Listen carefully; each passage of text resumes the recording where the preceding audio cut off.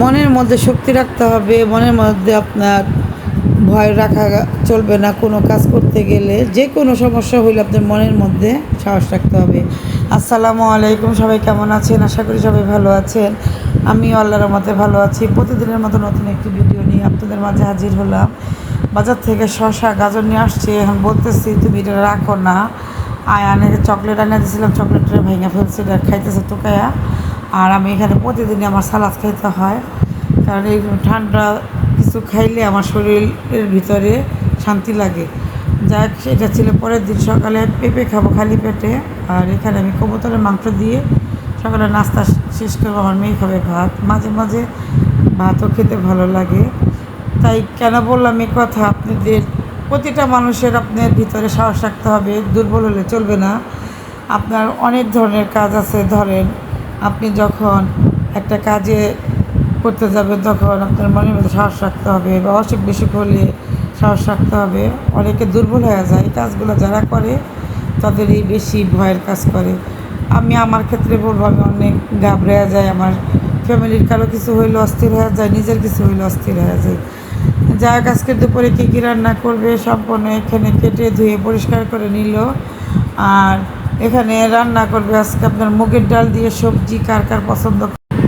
আর মুগের ডালের সবজি রান্না করলেও ভালো লাগে, বুটের ডালেরটা ভালো লাগে।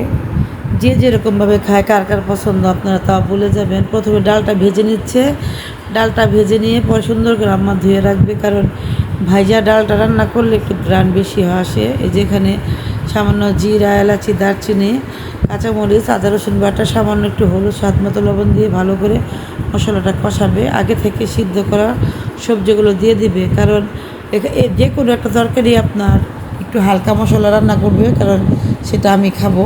আর ওনাদের মতো ওনারা রান্না করে খাবে। এখানে ডালটা ভালো করে কষিয়ে সবজিগুলো দিয়ে দিয়েছিল, আমি তখন ভিডিওটা নিতে পারি নাই। এখন ঝোলের পানি দিয়ে দিবে।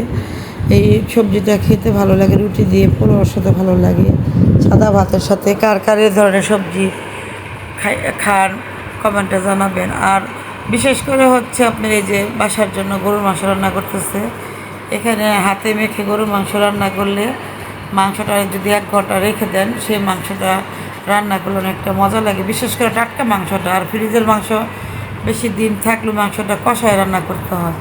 আর এখানে আম্মা এই যে আপনার ডাঁটা পাতা সুন্দর করে সিদ্ধ করে নিল। কে কে ডাঁটা পাতার ভর্তা খেয়েছেন তাও জানাবেন। মায়ের হাতের বানানো ভর্তা মনে হচ্ছে অনেকটা মজা হবে। মায়ের হাতে রান্না সবারই ভালো লাগে। আর এখানে চিংড়ি মাছ একটা সবজি রান্না করতেছে, কারণ ভিডিও বেশি বড় করলে আমার আপুরা ভাইয়ারা দেখে না আমাকে, এমনি তো অনেকে আনফলো করে দিছে, তাতেও কোনো কষ্ট নাই। সবাই ভালো থাকুক গিয়ে দোয়া করি।